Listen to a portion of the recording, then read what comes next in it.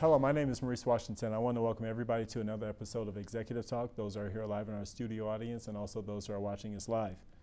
As you know, here at Executive Talk, we always want to bring information that's relevant to you and things that are happening behind the scenes and bring them to the forefront.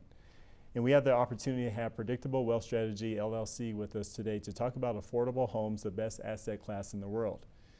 In order to talk about this, obviously I don't have the expertise in this area, but Jim Davis, owner and operator of Predictable Wealth Strategy, does. So without further ado, let's go ahead and welcome Jim. How you doing, Jim? I'm doing great. Thanks for having me. Thanks for being here. Honored to be here. Thanks for being here. All right.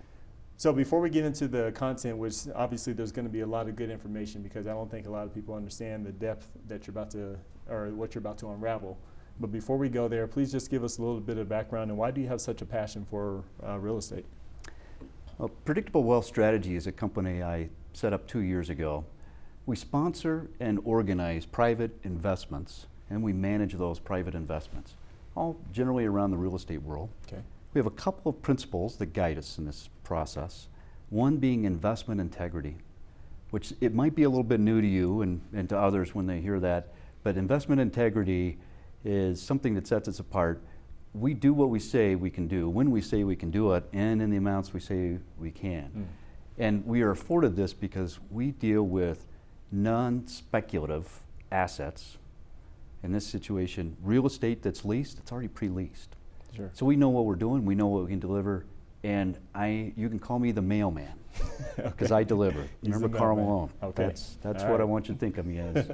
I deliver. The other principle we have is kind of fun, in that return versus risk. Okay. And generally they're aligned together, and if you want more return on an investment, you got to take more risk in general, right? Absolutely. Well, I know that's a good rule out there, but I don't like the rule. So I don't follow that rule. Okay. I believe if you find the right market inefficiencies based on your experience, you can actually have better returns, even beating most of the private equity funds that are available right now, and take on less risk. Gotcha. Well, then let's dig into it and see what you mean by that. So why do you call, because for a lot of us, we feel real estate is a good investment opportunity, you know, for those that understand real estate, but why do you feel that real estate is the best asset class in the world? Real estate is something I've been around for 30 years, started out in the banking world, Okay. and so I know real estate very well. And I've been involved in the trends, the downtrends, uptrends in real estate. I feel like I know it, and honestly, right now, I see the future of real estate so clearly, like I've never seen it before. Gotcha. The need for affordable housing provides this opportunity. And if you'll just stay with us throughout this program, I think you'll agree with me by the end that I'll state my case that it is the best asset class in the world. Fair enough. Well, let's go in it. So then before we get in, we have to talk about the current rental property situation, because when real estate investors, obviously they're going to rent the single family residence, they're going to rent the townhome or the apartment complexes. But what situation are they in right now? Because it seems like it's a great market for real estate investing, but you see it a different way. Well, certainly, you know, if you're a real estate investor, you're thinking, boy, it is a great asset because prices have gone up, lease rates have gone up. It's a great asset. The only chink in that armor is that there's a lot of turnover. And I'm hearing that now from entrepreneurs, investors that are out there saying, I've got a property, but I turn it over all the time. And the reason that happens, a lot of times they're raising their rents. And people are having enough. You know, they can't afford it, so they're having to go somewhere else. Tenants, they're struggling. Well, let's be honest. You know, they're faced with it, and if you're in an urban area, it is sometimes very difficult to, one, find something that is suitable, and then affordable is a tough thing. People are having to sacrifice, and it's changing the market. It's changing behaviors in this market. Gotcha. And for a real estate investor, cash flow is very important. So let's talk about the average household incomes, because obviously there is a percentage of us when we talk about rents where that discrepancy and that struggle comes in. So take us down this graph and explain what that means to us. All right. Well, first of all, I'm not going to go into all the numbers, so don't worry if you can't see all the numbers on the graph. I want to give you an idea just of trends, because these trends go into behaviors. So you go back to 1965, look at where the lines are down there. They're fairly close together. By the way, 1965 was when I was born, so that is a long ways away back. I don't remember that time period. But these lines, by the way, are representing the quintiles of income. So you've got 5 lines, and then you've got this black line that's dotted. This line actually represents 5%, and that 5% is the top 5%, the highest wage earners. The bottom 5 lines, obviously, are the 100%. I want you to pay close attention to a couple areas. One, year 2000, Okay. and 2015, where the graph ends. So in year 2000, look at this gap in between. That gap wasn't around back in 1965, but look how big that gap is now. Gotcha. And that gap now, if you look at 2015, is widening even further. What I want you to take from the slide is that the gap between the rich and the poor is widening, and there's absolutely nothing we can do to change that. Barring any Armageddon, Civil War, big events out there, that gap is widening. And why do you care as investors? That's what you're probably asking yourself. This 80% down here, these bottom 4 lines, they're the boss. 80% of all households making $100,000 or less. I would have thought that would have been a little bit higher, but they are guiding this market. Gotcha. And their behaviors are changing. Gotcha. So let's talk about that. So part of those behavioral changes is inflation, because that's something we always have to put into the equation. So how is it? What's the inflation? What should we understand about inflation right now? Best thing to understand about inflation, because instead of getting into numbers, inflation adjusted means that's how it feels. Okay. So when we're talking about 2000, Okay. and how it feels in 2000 economically for a family before, you get a little bit of an idea from this graph. And so focusing on, we certainly still have the gaps in year 2000, gaps widening in 2015 still, even inflation adjusted. But let's look at the bottom 4 lines in 2015. Okay. There's a little bit of a gap, but Maurice, in 2000, Right. if inflation adjusted means this is how you felt, how did you feel in 2000 compared to 2015? Doesn't look like I feel too much difference there. Not a lot. Not And a in lot, fact, right. it's only recently that you've started feeling about the same as you were in 2000, because your incomes are just now starting to rise. So what I want to take with us as we continue on is the fact that in 2000 we felt about the same as we are now, inflation adjusted. That's what that's telling us. And we're going to keep that in mind as we continue on. Okay. So then now, what you alluded to earlier is you talked about the rental prices increasing, and we talked about how investors are excited about the value of homes at this point. So let's talk about how those home prices versus the owner equivalent rent looks like, and what discrepancy are we running into? So rent is tied to home prices, and that's historically, you can see there's a positive correlation between the two. So one goes up, the other's generally going to go up, the other goes down, the other goes down. Sure. There's some anomalies though. Okay. Take a look at the year 2000. Okay. So Lines are right not too here. far apart, maybe pretty close, but after that, there becomes a bubble in the economy. And we know that because we get to look backwards. In 2007, see the big gap in between those 2 lines? Right. And then we had the big recession. And now look where that line is going. It's headed back up. Now, this does not mean that we're in for another recessionary collapse. I point that out because it's a risk factor. And we take that little nugget and we keep that one in mind, because we've seen some unusual things happen with income. Let's start putting it all together. Okay. So then this graph is important for us to understand, because I think right here we can have the opportunity to really understand what the 80%, what they're going through. And you have an illustration for us with your poker chips over there. Yes, I do. So take us to this pie chart. All right. So, purpose of these Procore chips is to get us going back into 2000. And since we feel about the same, we make about the same amount of money. So broke these poker chips up into 1% each one, which really represents about $50. But let's see how we spent our money back in 2000 and see what happened. So let's start out, I've got 4% that's in apparel. Okay. I got 4% that's in entertainment. Okay. 17% in transportation. We use those chips for that. Food, 11% Okay. of what we spent is in food. Healthcare, 14%. Housing, 23%. And then we have what is left over, and we call that discretionary. Now, if you don't mind, Maurice, I'm going to let you take control of those chips. All right. Don't I'm spill good those. with the discretionary. I'm good. That's right. Now, what is discretionary? What do we pay for, and that, where does that go? It goes to things like cell phones, utilities. You might have gifts that you have to buy. If you're taking care of your family, you have life insurance Right.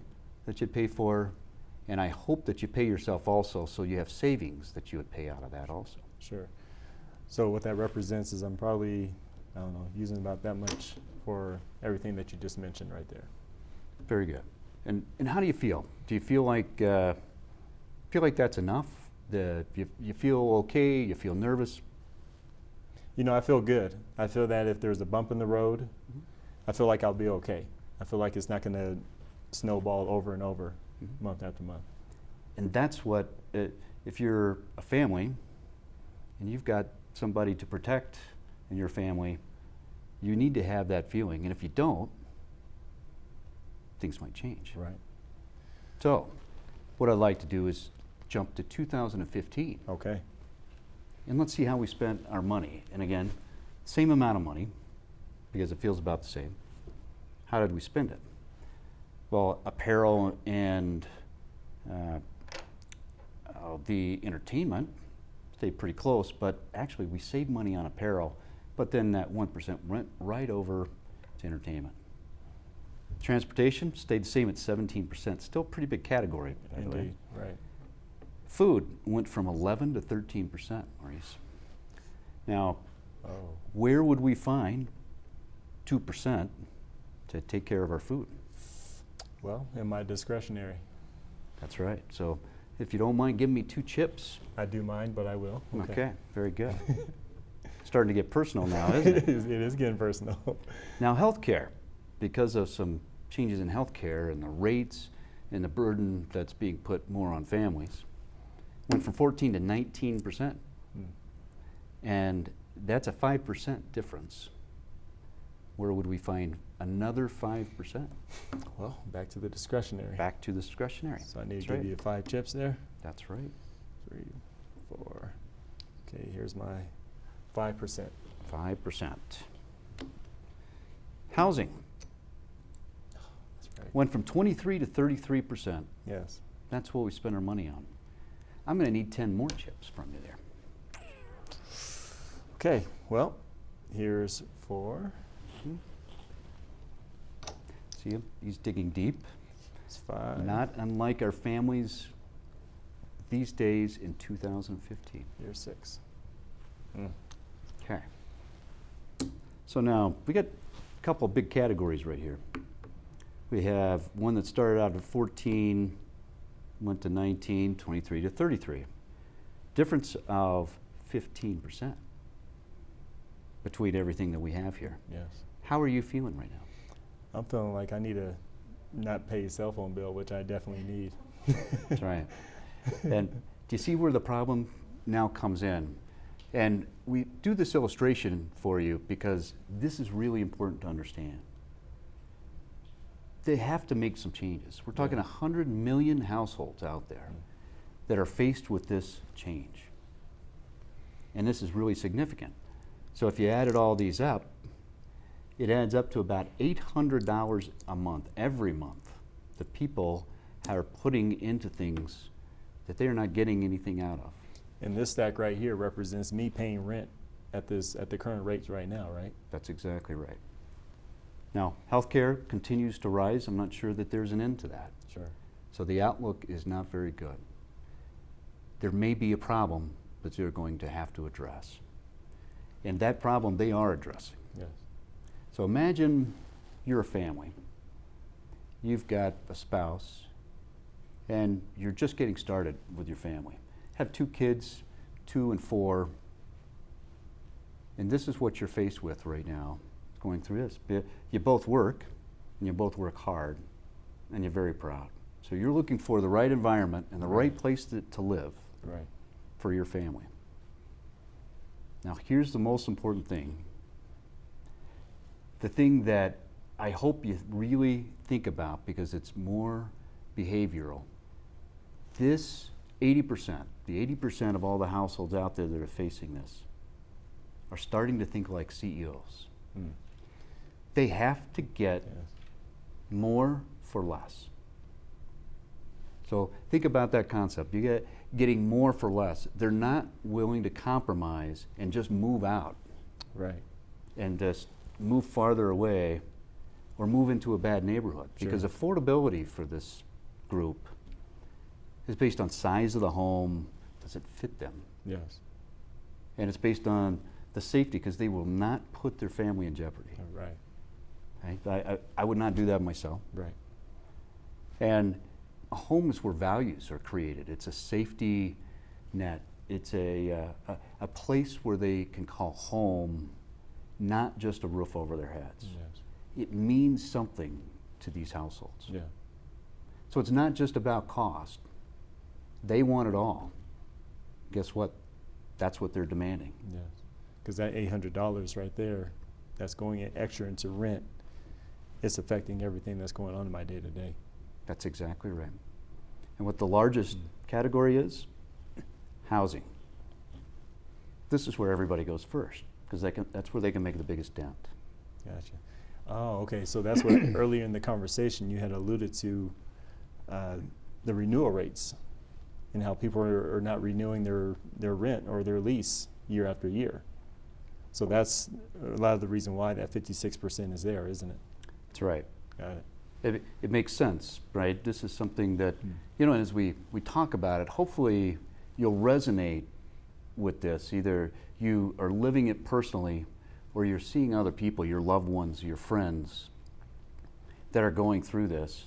But it happens gradually. And as Sure. investors, the reason we spend this time and bring this up is if you don't understand those behaviors of what's going on and what they're facing, then you're potentially not recognizing the risks in the market.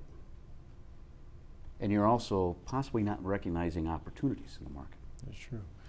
Okay, so then let's jump to affordable homes, because that is obviously the meat and potatoes of our conversation. But when I think about affordable homes, first thing I think about is just moving to a different neighborhood.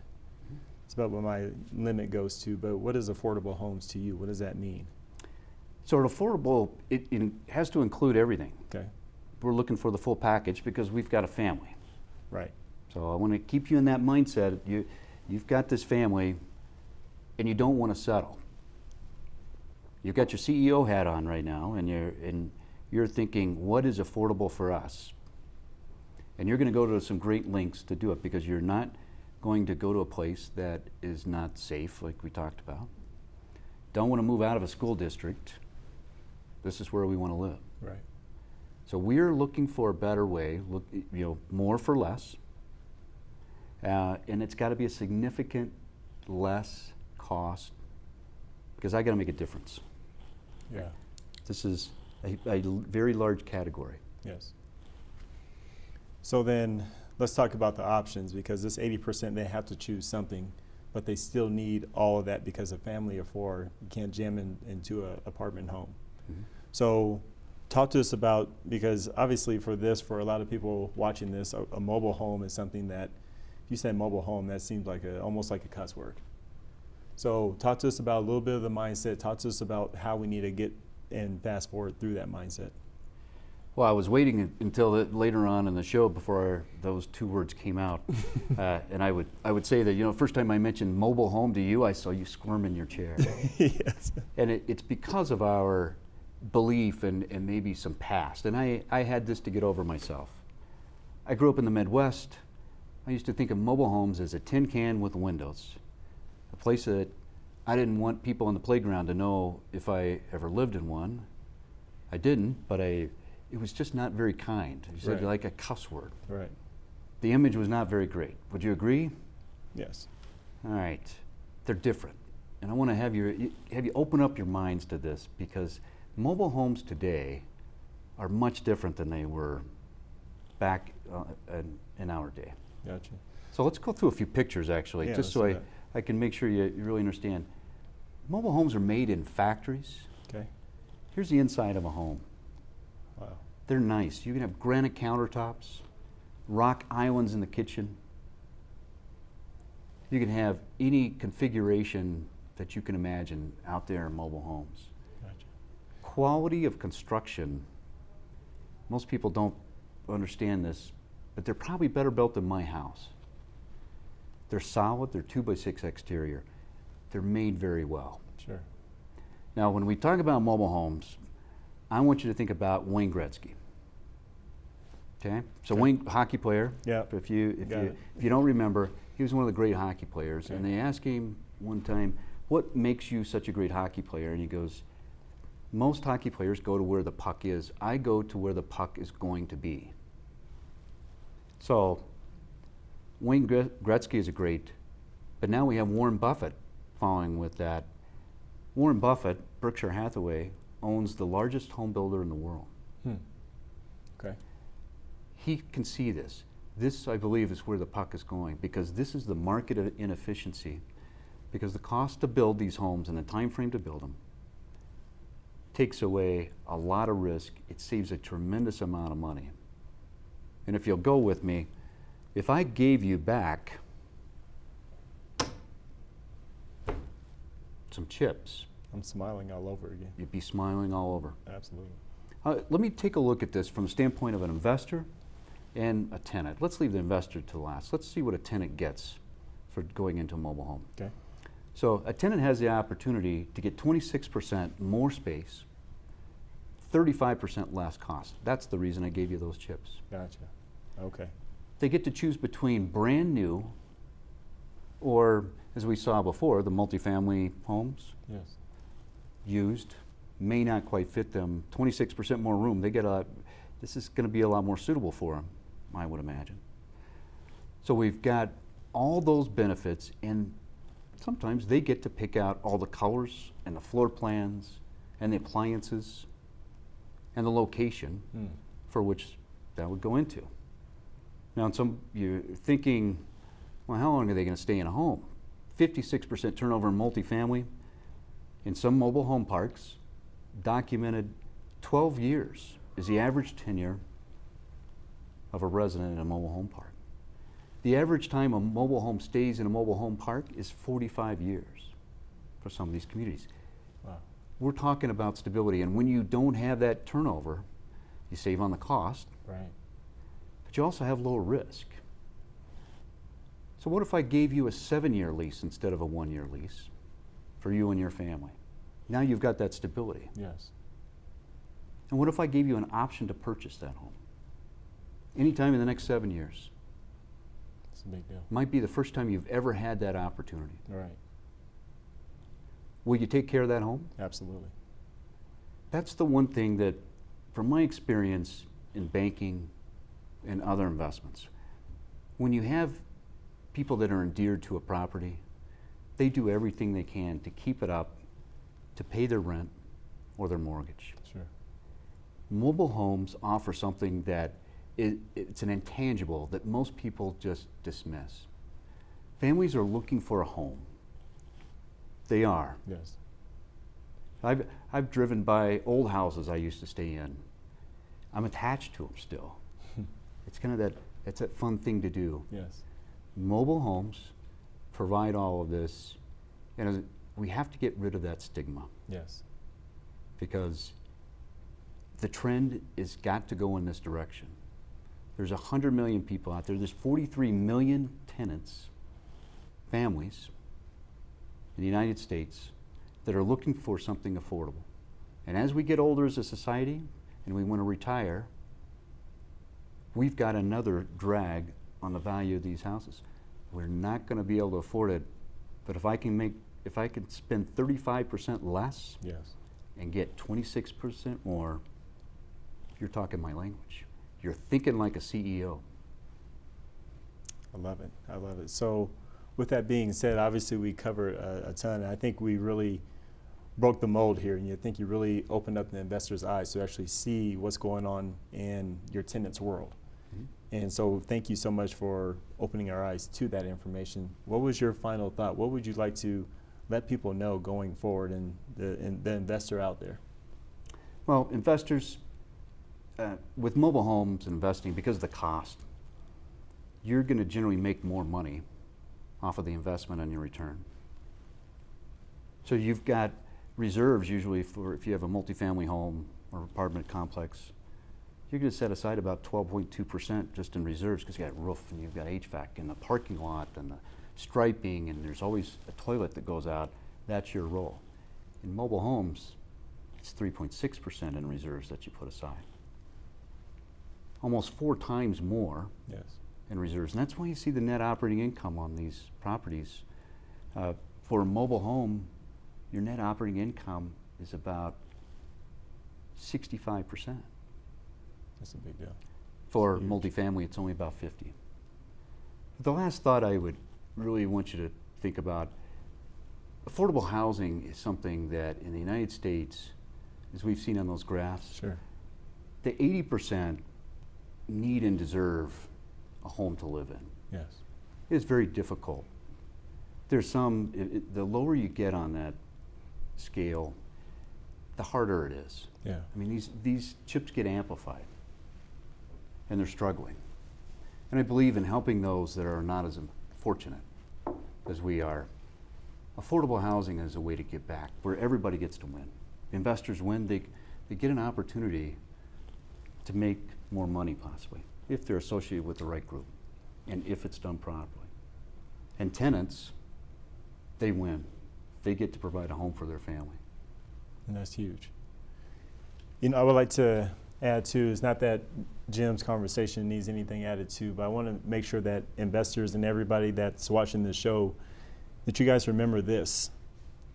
In this world that we live in, aesthetics seem to be number one to a lot of us. And we live our lives through aesthetics.